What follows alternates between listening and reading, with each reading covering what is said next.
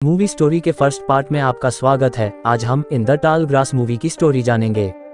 तो चलिए शुरू करते हैं।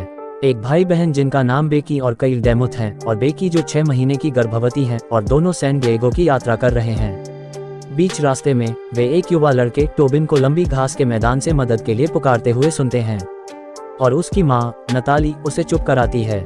फिर परेशान भाई बहन घास के मैदान में प्रवेश करते हैं, लेकिन जल्दी ही अलग हो जाते हैं और कि उनकी दूरी अस्वाभाविक रूप से बदल जाती है।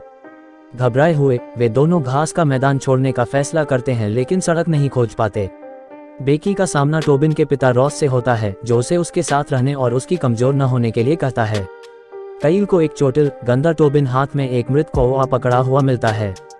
टोबिन दावा करता है कि घास मरे चीजों को नहीं हटाती है और पक्षी को रास्ते में दबा देती है, और फिर वह काइल को बताता है कि बेकी जल्द ही मर जाएगी और ये सब चट्टान ने उसे बताया। जब टोबिन काइल को मैदान में एक चट्टान की ओर ले जाता है और बेकी की चीख से बाधित होकर उसे छूने के लिए कहता है। ट्रेविस के पिता बेकी की और काइल की तलाश में आते हैं। वह उस जगह की जांच करता है, टोबिन से टकराता है, जिसका अर्थ है कि वे परिचित हैं, उसे बेकी की लाश तक ले जाता है। तब टोबिन अपनी कहानी सुनाता है कि वो यहाँ कैसे आ गया। वह बोलता है कि टोबिन अपने माता पिता के साथ पास के एक चर्च में आया था। फिर ट्रेविस की बात सुनकर, जो अब टोबिन को बुला रहा था, फिर उनका कुत्ता फ्रेडी घास में भाग जाता है और परिवार उसके पीछे दौड़ता है, जहाँ ट्रेविस टोबिन को सुनता है और उसे ढूंढता है। परिवार घबराकर अंदर आ जाते हैं। तभी रॉस ने चट्टान पर ठोकर खाए और उसे छू लिया। उसके बाद बेकी और काइल फिर से घास में प्रवेश करते हैं, क्योंकि टोबिन कहता है कि फ्रेडी की मृत्यु हो गई।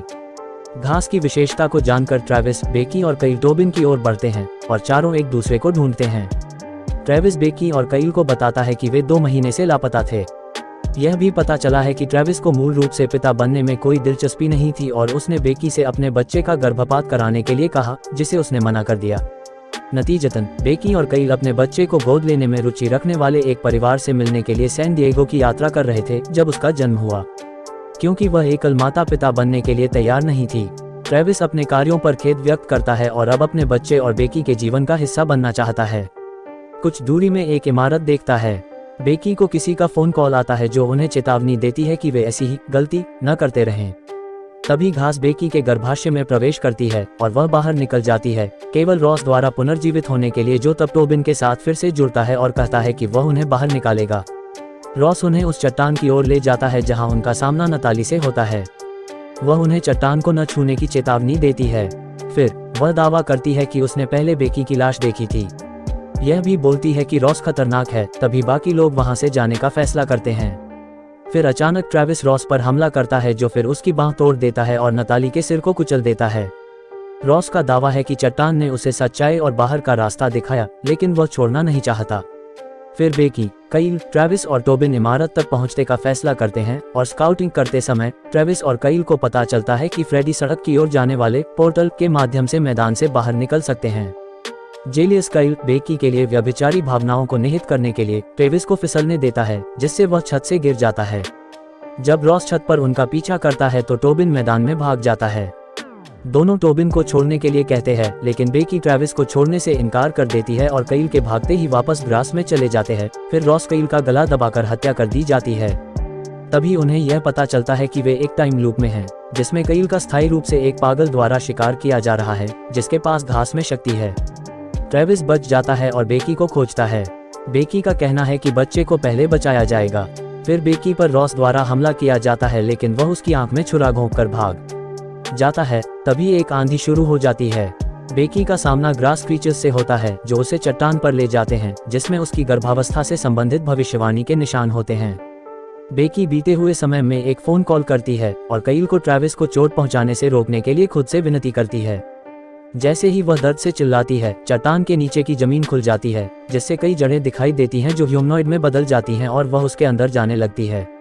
फिर वह बाहर निकलती है और काइल के पास उठती है, जो उसके मुंह में पानी निचोड़ता है। वह अपने बच्चे को पकड़े हुए है। वह सोने के लिए वापस चली जाती है, लेकिन काइल अपने बच्चे को कुछ खिलाता है और उसे बताता है कि यह सिर्फ घास और बीज है। बेकी को पता चलता है कि काइल रॉस है।